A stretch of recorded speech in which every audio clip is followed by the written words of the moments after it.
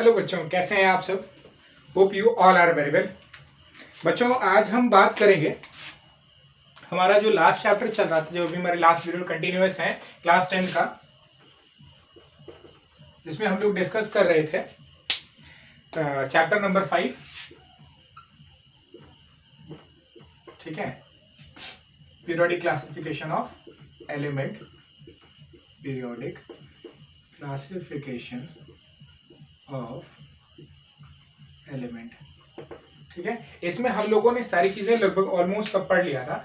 जो last topic जो हमें आज पढ़ना है, जो हम इस वीडियो में डिस्कस करने वाले हैं, जिसके बाद ये हमारा चैप्टर जो है वो पूरी तरीके से कंप्लीट हो जाएगा, वो है ट्रेंड्स।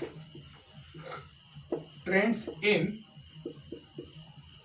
Periodic properties. ठीक है, हमारा आज का जो टॉपिक है जिसे हम डिस्कस करने वाले हैं वो क्या है? Trends in periodic properties. Trends क्या होते हैं? ट्रेंड्स होते हैं बेटा स्लाइट वेरिएशन। ठीक है, क्या होते हैं? स्लाइट वेरिएशन होते हैं इन द प्रॉपर्टीज। कौन सी प्रॉपर्टीज है? जो बहुत सारी हमारी कौन सी प्रॉपर्टी थी? केमिकल प्रॉपर्टी थी। किसकी? हमारे एलिमेंट्स की। उसमें जो पीरियोडिसिटी पाई जाती है, यानी एक जो टाइम पीरियड पाया जाता है जिसके बाद उसमें जो हमारी एटम है कि उसमें एक टाइम पीरियड के बाद एक वेरिएशन थोड़ा थोड़ा पाया जाता है, तो वही ट्रेंड समझेंगे कि कैसे उसमें वेरिएशन आता है जब हम अक्रॉस द ग्रुप जाते हैं या अक्रॉस द पीरियड जाते हैं, तो कैसे कैसे अलग अलग एलिमेंट्स के लिए हमारी उनकी कैरेक्टरिस्टिक्स सेम होते हैं, या सेम ग्रुप या सेम पीरियड में होने के कारण भी उनमें क्यों वो पर्टिकुलर प्रॉपर्टी में कैसे वेरिएशन आ रहा है, इन चीजों को हम इसमें समझते हैं। ठीक है ना, तो आइए देखते हैं ट्रेंड में जो हमारी सबसे पहली है वो बात करते हैं हम लोग वैलेंसी की। ठीक है, क्या होता है हमारा? वैलेंसी होता है। वैलेंसी क्या होता है बेटा? वैलेंसी सिंपल, अगर हम साधारण भाषा में हम कहना चाहें तो ये क्या होती है? ये सिंपल होती है combining capacity of an atom. किसी भी एटम की जो कंबाइनिंग कैपेसिटी होती है उसी को हम लोग क्या कहते हैं? वैलेंसी कहते हैं। और वैलेंसी, अच्छा, इसको हम और भी तरीके से कह सकते हैं, combining capacity of an atom to attain 8 electron, ठीक है, इन देयर सबशेल। ठीक है, अपने क्या है? अपनी सबशेल में। जैसे कोई भी एटम है, फॉर एग्जांपल जैसे मान लीजिए हमारे पास सोडियम है। ठीक है, इसका एटॉमिक नंबर कितना होता है? 11, यानी इसके वैलेंस शेल में कितने इलेक्ट्रॉन होते हैं? 11 होते हैं। तो अगर हम इसका इलेक्ट्रॉनिक कॉन्फ़िगरेशन करें 2 8 1, यानी इसके पास कंबाइनिंग कैपेसिटी क्या है? इसकी 1 है। अगर ये 1 डोनेट कर लेगा तो इसकी आउटर मोस्ट शेल में कितने हो जाएंगे? 8 इलेक्ट्रॉन, यानी नियरेस्ट नोबल गैस कॉन्फ़िगरेशन हो जाएगा। ठीक है ना, क्या हो जाएगा? नियरेस्ट नोबल गैस कॉन्फ़िगरेशन पा जाएगा। ठीक है ना, इसी के लिए हमारे जो एलिमेंट्स होते हैं वो क्या करते हैं? वो कंबाइन करते हैं एक दूसरे के साथ, और वही उनकी जो कंबाइनिंग कैपेसिटी होती है उसी को हम लोग क्या कह देते हैं? वैलेंसी कह देते हैं। ठीक है ना, तो ये बात हो गई वैलेंसी की। अब आइए जानते हैं कि कैसे ये ट्रेंड, क्या ट्रेंड ये सेट करते हैं हमारे वैलेंसीज, क्या ट्रेंड सेट करती हैं across the period and down the group. ठीक है ना, चलिए बात करते हैं। तो सबसे पहले हम लोग बात करते हैं डाउन द ग्रुप में। ठीक है, अगर हम बात करें डाउन द ग्रुप, तो डाउन द ग्रुप क्या होती है? वैलेंसी, ठीक है, इज सेम।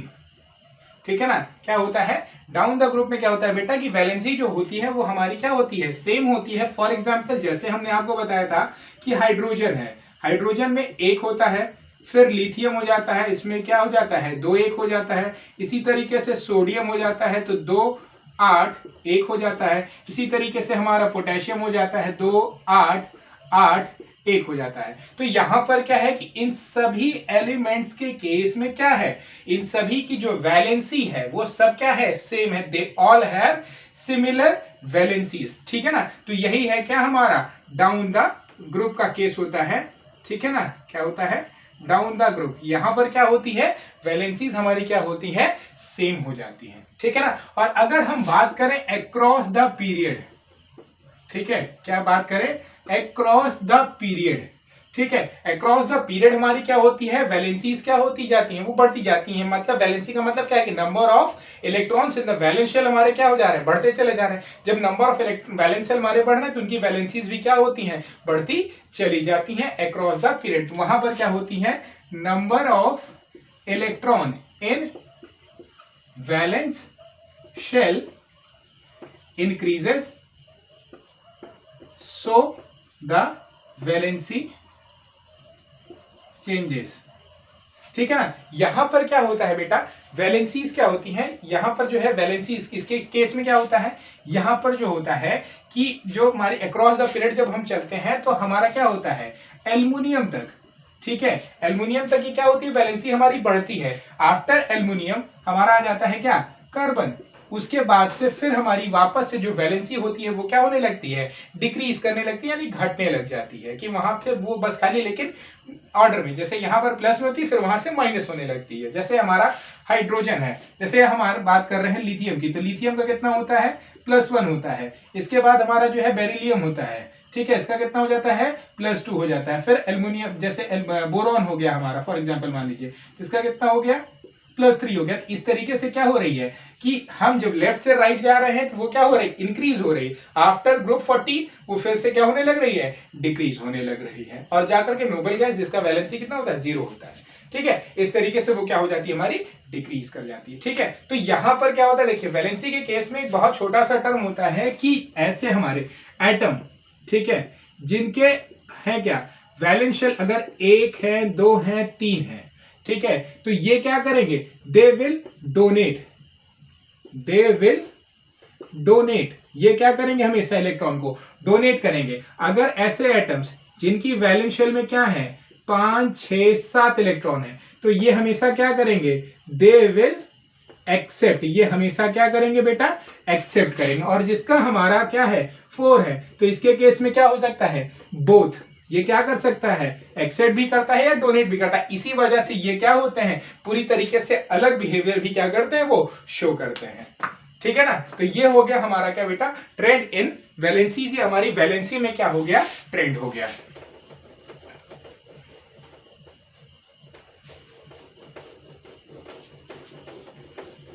ठीक है, नेक्स्ट हमारा जो ट्रेंड है जो हम बात करने वाले हैं, अगला जो है हमारा वो होता है बेटा एटॉमिक साइज। ठीक है, क्या होती है, एटॉमिक साइज होती है, या फिर आप कह सकते हैं एटॉमिक रेडियस की बात करते हैं। ठीक है, तो पहले चीज होता क्या है कि एटॉमिक रेडियस क्या होती है, एटॉमिक रेडियस क्या होती है कि डिस्टेंस, ये क्या होती है, हमारी डिस्टेंस होती है, कहां से कहां तक, न्यूक्लियस, ठीक है, न्यूक्लियस से कहां तक, हमारे वैलेंस शेल तक या आउटर मोस्ट शेल तक की जो डिस्टेंस होती है। जैसे अगर ये हमारा क्या है, न्यूक्लियस है, ये हमारी एक सेल हो गई, ये हमारी मान लीजिए दूसरी सेल हो गई, और ये हमारी क्या हो गई, तीसरी सेल हो गई। तो यहां से यहां तक ये जो हमारी डिस्टेंस होती है, this is called atomic radius. इसी को हम लोग क्या कहते हैं, एटॉमिक रेडियस कहते हैं। ये कब होता है, इन केस ऑफ एटम, जब हमारा सिंगल एटम होता है। और जब हमारा मॉलिक्यूल हो जाता है तो वहां पर क्या हो जाता है, वहां पर हो जाता है क्या, कि अगर यहां पर हमारा क्या है,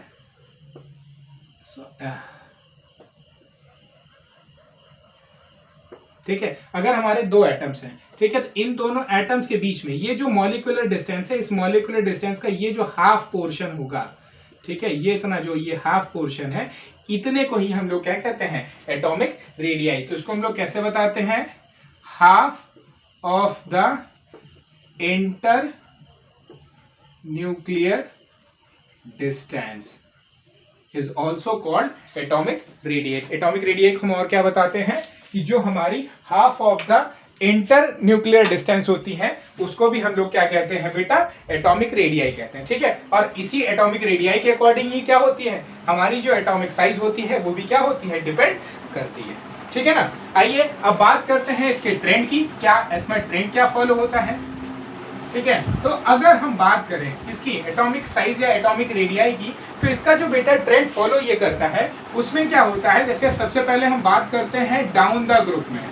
ठीक है, इसमें बात करते हैं डाउन द ग्रुप में। तो डाउन द ग्रुप में होता क्या है बेटा, कि हमारी जो एटॉमिक साइज होती है, ठीक है, क्या होती है, एटॉमिक साइज या हमारी जो एटॉमिक रेडियस होती है वो क्या होती है, इंक्रीज करती है। ठीक है ना, increases as we go down, जैसे जैसे हम नीचे जाते जाते हैं वैसे वैसे ही हमारी एटॉमिक साइज या एटॉमिक रेडियस क्या होती है, बढ़ती चली जाती है। क्यों बढ़ती जाती है, because of the introduction of new shell, ठीक है ना, एक नई शेल के इंट्रोडक्शन के कारण क्या होता है, वहां पर हमारी जो एटॉमिक साइज होती है वो क्या होती जाती है, बढ़ती चली जाती है। जैसे अगर हम बात करें हाइड्रोजन की तो यहाँ पर क्या होता है, एक शेल होती है। अगर हम बात करें लिथियम की तो यहाँ पर क्या हो जाती है, 2 शेल हो जाती है। अगर इसी तरीके से हम बात करें सोडियम की तो यहाँ पर क्या हो जाती है, यहाँ पर 3 शेल्स हो जाती है। यहाँ पर नंबर ऑफ शेल्स क्या हो रही है, लगातार बढ़ती चली जा रही है, जिस वजह से हमारी जो एटॉमिक साइज है वो भी क्या होती जा रही है, बढ़ती चली जा रही है। अच्छा, दूसरी चीज क्या होती है, यहाँ पर ये तो होता ही कि नंबर ऑफ सेल्स बढ़ती है, तो दूसरी चीज क्या है, और जो दूसरा कारण होता है वो क्या होता है, वो होता है बेटा न्यूक्लियर फोर्स। ठीक है, वो क्या होता है, न्यूक्लियर फोर्स होता है। यहाँ पर न्यूक्लियर फोर्स क्या होता है कि जब डाउन द ग्रुप जाते हैं तो हमारा जो न्यूक्लियर फोर्स होता है वो भी क्या होता है, डिक्रीज करता जाता है। क्यों, क्योंकि यहाँ पर एटम से और जो हमारा वैलेंस इलेक्ट्रॉन है उसके बीच की जो दूरी है वो बढ़ती चली जाती है। इस वजह से यहाँ पर फोर्स ऑफ अट्रैक्शन भी कम होता जाता है, और यहाँ पर क्या होता है कि न्यूक्लियर फोर्स हमारा क्या होता है, डिक्रीज करता चला जाता है। जैसे हम डाउन द ग्रुप जाते हैं तो हमारी एटॉमिक रेडियस क्या होती है, बढ़ती है, न्यूक्लियर फोर्स कम होता है। इसी वजह से हमारी जो डाउन द ग्रुप में एटॉमिक साइज होती है वो क्या हो जाती है, बड़ी हो जाती है। ठीक है, अगर हम बात करें किसकी, अलोंग द पीरियड, ठीक है, अलोंग द पीरियड ये बात करें हम, अक्रॉस पीरियड अगर हम बात करते हैं तो वहां पर क्या होता है कि एटॉमिक जो हमारी साइज होती है, ठीक है, एटॉमिक साइज जो होती है या हमारा वो क्या हो जाती है, वो डिक्रीज करने लगती है बेटा। वो क्या होने लगती है, डिक्रीज करने लगती है एज वी गो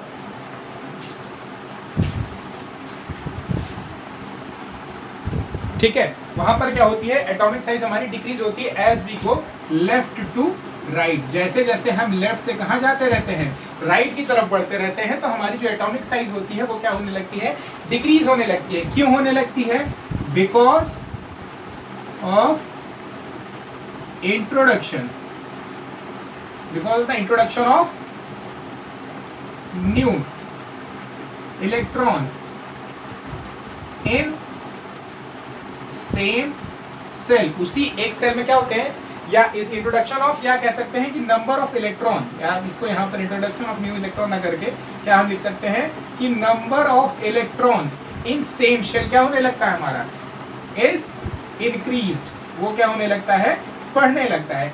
ठीक है, तो जब नंबर ऑफ इलेक्ट्रॉन वहां पे इंक्रीज कर रहा, उससे क्या हो गया बेटा कि साइज तो हमारी अभी क्या है, सेल तो सेम है, लेकिन वहां पर क्या होता है कि हमारा जो न्यूक्लियर चार्ज होता है बेटा, ठीक है, क्या होता है, न्यूक्लियर चार्ज जो होता है वो क्या हो जाता है, वो इंक्रीज कर जाता है, क्योंकि number of electron and number of proton ज्यादा हो गए। तो जहां पर एक लोग थे, एक फोर्स कर रहे थे, अब वहां पे 2 आ गए, फिर 3 आ गए, इस तरीके से number of electrons and protons बढ़ते जा रहे थे। तो न्यूक्लियर चार्ज यानी न्यूक्लियर फोर्स जो है हमारा वो भी क्या हो गया, बढ़ता चला गया, जिस वजह से अब वहां पर जब ज्यादा तेजी के साथ अट्रैक्ट करेंगे तो वो धीरे धीरे क्या करने लगेगा, सिकुड़ने लगेगा, वो कॉन्ट्रैक्ट करने लगेगा। इसी वजह से जब हम अलोंग द पीरियड जाते हैं तो हमारी जो एटॉमिक रेडियाई होती है वो क्या होने लगती है, डिक्रीज करने लगती है।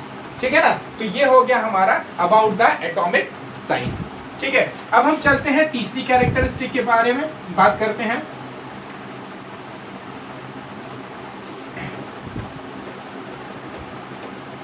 तीसरी कैरेक्टरिस्टिक जो है, इसमें हम 2 कैरेक्टरिस्टिक्स आपको एक साथ ही बताएंगे। ठीक है, 2 डिफरेंट कैरेक्टरिस्टिक्स हैं, वो हमारी क्या है, एक है हमारी मेटालिक प्रॉपर्टी और नॉन मेटालिक प्रॉपर्टी। ठीक है, कि यानी हमारे एटम्स में जो मेटल और नॉन मेटल वाली कैरेक्टरिस्टिक होती है उसकी बात करते हैं। ठीक है, ये भी समहाउ हमारे उसी तरीके से डिपेंड है जैसे हमारे बाकी सारे हैं। ठीक है, देखिए मेटालिक या नॉन मेटालिक, मेटालिक प्रॉपर्टी जैसे जो हमारा मेटालिक का है उसी का जस्ट ऑपोजिट हमारा क्या है, नॉन मेटालिक का केस है। ठीक है, जैसे होता क्या है, पहले हम जानते हैं कि जब कोई भी ऑब्जेक्ट के अंदर मेटालिक कैरेक्टरिस्टिक कब कही जाती है। ठीक है, मेटालिक कैरेक्टरिस्टिक कही जाती है when element have tendency to lose electron। ठीक है ना, क्या हो, जब हमारे किसी भी एलिमेंट के पास ये टेंडेंसी हो कि वो क्या कर दे, इलेक्ट्रॉन को लूज कर दे, इट इज सेड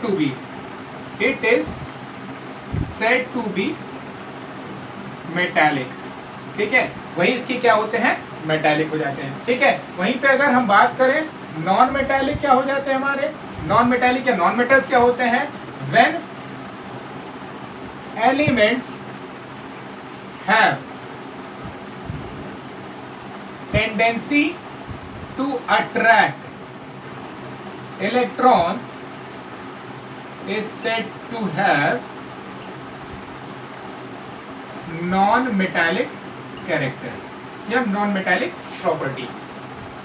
ठीक है, तो उस तरीके से क्या हो जाते हैं कि जिसके पास ये टेंडेंसी हो कि वो इलेक्ट्रॉन को अट्रैक्ट कर ले वो नॉन मेटालिक हो जाते हैं, जिसके पास ये टेंडेंसी हो कि वो इलेक्ट्रॉन को लूज कर ले वो किस में आ जाते हैं, मेटालिक प्रॉपर्टी में आ जाते हैं। अब ऐसा होता क्यों है, यहाँ पर देखिए मेटालिक प्रॉपर्टी में दो चीजें हैं, क्या इसमें रोल अदा करता है, जैसे आपने पीछे दो चीजें पढ़ी, एक आपने पढ़ा एटॉमिक साइज, ठीक है, क्या पढ़ा, एटॉमिक साइज पढ़ा। तो होता क्या बेटा कि एटॉमिक साइज जब बड़ी रहेगी यानी हमारे जो वैलेंस इलेक्ट्रॉन्स है वो क्या है, क्या है हमारे वैलेंस इलेक्ट्रॉन जो है ये क्या है, दे हैव टेंडेंसी, वो फ्री है, अगर वो इजीली क्या हो जाएंगे, बाहर की तरफ भाग जाएंगे, निकल जाएंगे, वो क्या हो जाएगा, आसानी से निकल जाएगा। इसलिए जब हमारी एटॉमिक साइज क्या होगी, इंक्रीज करेगी, तो हमारी जो मेटालिक कैरेक्टरिस्टिक है वो बढ़ेगी और नॉन मेटालिक कैरेक्टरिस्टिक क्या हो जाएगी, डिक्रीज करेगी। ठीक है ना, जब एटॉमिक साइज क्या होगी, एटॉमिक साइज इंक्रीज करेगी, इंक्रीजेस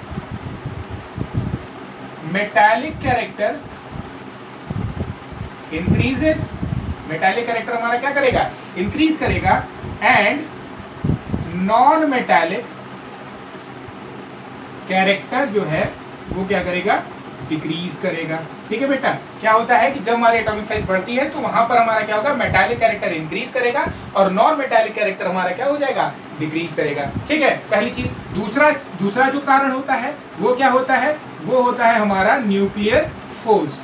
ठीक है, न्यूक्लियर फोर्स क्या होता है कि वो हमारे इलेक्ट्रॉन्स को क्या करता है, बांट देता है और बाहरी को भी अट्रैक्ट करता है। तो यानी क्या है कि जब न्यूक्लियर फोर्स क्या होगा, इंक्रीज करेगा, इंक्रीजेस, न्यूक्लियर फोर्स इंक्रीजेस, तो क्या होगा, हमारा मेटालिक कैरेक्टर क्या हो जाएगा, डिक्रीज कर जाएगा, क्या कर जाएगा, decreases, and non metallic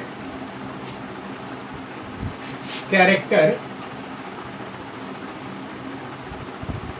increases. ठीक है बेटा, क्या हो जाएगा, हमारा नॉन मेटालिक कैरेक्टर क्या हो जाएगा, वो इंक्रीज करने लग जाएगा। ठीक है भैया, समझ में आया। तो दो चीजें होती है कि एटॉमिक साइज अगर बढ़ेगा तो मेटालिक कैरेक्टर बढ़ेगा और नॉन मेटालिक घटेगा। अगर न्यूक्लियर चार्ज हमारा बढ़ेगा या न्यूक्लियर फोर्स बढ़ेगा तो मेटालिक कैरेक्टर घटेगा और नॉन मेटालिक कैरेक्टर क्या हो जाएगा, बढ़ जाएगा। ठीक है ना, तो आइए अब हम बात करते हैं अक्रॉस द पीरियड और डाउन द ग्रुप में बात करते हैं।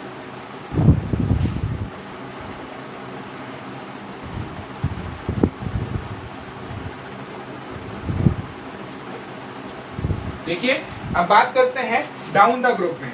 ठीक है, डाउन द ग्रुप में, तो डाउन द ग्रुप में अगर हम बात करें तो यहाँ पर क्या होता है कि हमारी जो एटॉमिक साइज होती है, एटॉमिक साइज वो क्या करती है, इंक्रीज करती है।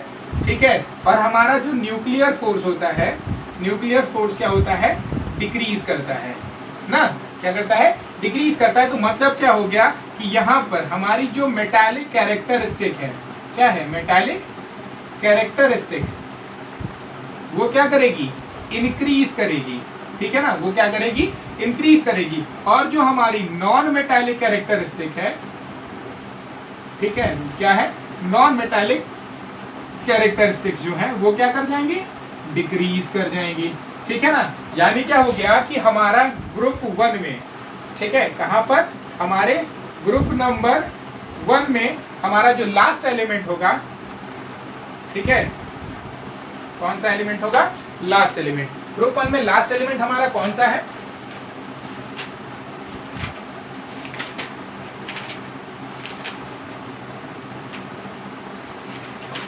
लास्ट एलिमेंट कौन सा है, वो होता है बेटा फ्रांसियम। ठीक है, एक मिनट, लास्ट एलिमेंट कौन सा होता है, फ्रांसियम होता है। ठीक है, Fr, ये क्या होता है, ये हमारा मोस्ट मेटालिक होता है। ठीक है ना, क्या होता है, मोस्ट मेटालिक हो जाता है। ठीक है, क्यों? क्योंकि ये एक्सट्रीम लेफ्ट में है, सबसे बड़ी साइज होती है, और क्या होता है, न्यूक्लियर फोर्स सबसे कम होता है। तो ये हमारा क्या हो सकता है, इसके अंदर मोस्ट मेटालिक कैरेक्टर हमारा पाया जाएगा। वहीं पे अगर हम बात करें किसकी, अलोंग द पीरियड की, ठीक है, along the period, across the period अगर हम बात करते हैं बेटा, तो अलोंग द पीरियड में क्या होता है, एटॉमिक साइज क्या हो जाती है, डिक्रीज कर जाती है। ठीक है भैया। दूसरा क्या होता है, न्यूक्लियर फोर्स, न्यूक्लियर फोर्स क्या होता है हमारा, इंक्रीज कर जाता है। ठीक है, क्या हो जाता है, न्यूक्लियर फोर्स हमारा इंक्रीज कर जाता है। तो इसमें क्या होगा कि मेटालिक कैरेक्टर हमारा क्या हो जाएगा, मेटालिक कैरेक्टर डिक्रीज करने लगेगा, और हमारा नॉन मेटालिक कैरेक्टर क्या होने लगेगा, मेटालिक कैरेक्टर इंक्रीज करने लगेगा। ठीक है, इससे क्या पता लगता है, इससे हमारा पता लगता है कि अलोंग द पीरियड जब हम लेफ्ट टू राइट जाते हैं तो हम मेटल से होते हुए नॉन मेटल की तरफ बढ़ते हैं, और जब हम डाउन द ग्रुप जाते हैं तो हम हायर मेटालिक की तरफ बढ़ते चले जाते हैं। इससे हमें क्या पता चलेगा कि हमारा जो ग्रुप नंबर 17 होगा, ग्रुप 17 का फर्स्ट एलिमेंट वो क्या होगा, मोस्ट इलेक्ट्रोनेगेटिव यानी नॉन मेटालिक होगा, जो कि क्या होता है हमारा, फ्लोरीन होता है बेटा। ठीक है, क्या होता है, फ्लोरीन होता है। ठीक है, ये क्या होता है हमारा, मोस्ट नॉन मेटालिक एलिमेंट होता है। ये हमारा मोस्ट मेटालिक हो जाता है और ये हमारा मोस्ट नॉन मेटालिक हो जाता है। ठीक है ना, तो ये होता है बेटा ट्रेंड किसमें, metallic and non metallic property में, डाउन द ग्रुप में और अलोंग द पीरियड में। लास्ट जो है हमारा वो होता है बेटा इलेक्ट्रोनेगेटिविटी। ठीक है, इलेक्ट्रोनेगेटिविटी क्या होती है बेटा, इलेक्ट्रोनेगेटिविटी होती है किसी भी एलिमेंट की tendency of an element. Simply याद होती है, याद रखिएगा कि इलेक्ट्रोनेगेटिविटी, नेगेटिविटी, ठीक है, इलेक्ट्रोनेगेटिविटी क्या होती है, tendency to attract an electron. ठीक है, क्या होती है, tendency to attract an electron, किसी भी इलेक्ट्रॉन को अपनी तरफ अट्रैक्ट करने की जो टेंडेंसी होती है उसी को हम लोग क्या कहते हैं, इलेक्ट्रोनेगेटिव कहते हैं। तो जो भी element having non metallic character, non metallic character is electronegative. और हम जानते हैं क्या कि हमारा जो फ्लोरीन होता है वो सबसे इलेक्ट्रोनेगेटिव होता है, इसीलिए उसकी इलेक्ट्रोनेगेटिविटी क्या होती है, सबसे ज्यादा होती है। ठीक है ना, इलेक्ट्रोनेगेटिविटी ऑफ फ्लोरीन इज 4। ये क्या होती है, सबसे ज्यादा होती है, सबसे मोस्ट इलेक्ट्रोनेगेटिव एलिमेंट होता है ये क्या होता है, मोस्ट इलेक्ट्रोनेगेटिव एलिमेंट। ठीक है ना, क्लियर। तो ये हो गया बेटा, ये आपका जो है ये चैप्टर जो होता है, चैप्टर नंबर 5 यहाँ पर एंड होता है। Thank you for watching, hope you all have enjoyed all the videos of this particular chapter. आपको जो भी प्रॉब्लम है, जो भी कंफ्यूजन है, आप उसको कमेंट बॉक्स में कमेंट करके पूछ भी सकते हैं। ठीक है, या फिर आप उसको जो वहाँ से आप कमेंट बॉक्स में पूछ भी सकते हैं, कोई दिक्कत नहीं है। ठीक है, and please don't forget to like and subscribe and do share also with your friends. Have a great day.